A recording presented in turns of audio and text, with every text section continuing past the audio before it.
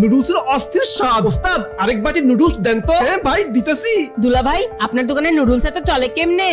এইটা আমার secret recipe. কিন্তু আসল কাহিনী দেখলে আপনিও ভিমরি খাইবেন। এই দোকানের নুডলস আটা ময়দা দিয়া হয় না, এগুলা সরাসরি ওই মাইয়ার চোখ দিয়া বাইর হয় যখন সে কান্দে। কি রে এইটুকু নুডলস বানাইছস? দেখোস না বাইরে কত কাস্টমার। আমার আর কান্না আসতেছে না।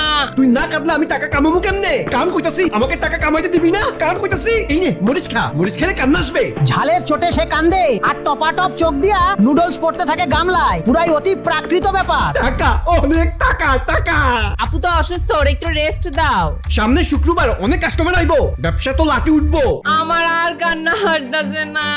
চোখের পানি ছাড়া কেমনে হইব? কান কান, আমাকে টাকা কামাইতে দিবি না? কান। শয়তানটা তার বউরে কাঁদানোর লাইগা মিথ্যার নাটক সাজায়। তোর ভুলের কারণে আমাদের পোষা কুকুরটা কালকে হারিয়ে গেছে, হয়তো গাড়ি চাপা পড়ছে বা কেউ ধরে নিয়ে গেছে। এই কথা শুই না মাইয়াটা কলিজা ফাটা কান্না শুরু করে আর তার চোখ দিয়া অনবরত নুডলস বাইর হইতে থাকে। পুরাই মেন্টাল টর্চার। কিছুদিন পর ওই মেয়েটা আবার দোকানে আসে। আয়শা দেখে তার কাজিন একাই দোকান সামলাইতাছে, দুলা ভাই নাই। তোর দুলা ভাইয়ের সাথে ডিভোর্স হয়ে গেছে, এখন আমি একাই ব্যবসা করি। ঠিক তখনই তার ফোনে কল আসে ওই শয়তান দুলা ভাইয়ের মায়ের। কি রে তোরা কেউ ফোন ধরস না কেন? তোরা কি জানোস আমার পোলা মানে তোর দুলা ভাই তো গত 1 মাস ধরে নিখোঁজ। বোন তখন কিচেনে অদ্ভুত ভাবে হাসতাছে আর কানতেছে। আসলে ওই শয়তান রে সে আগেই মাইরা লকারে ভইরা রাখছে। এখন ওই মোরা জামাইয়ের কথা মনে কইরা সে কান্দে আর সেই কান্নার নুডলসই মানুষ খায়।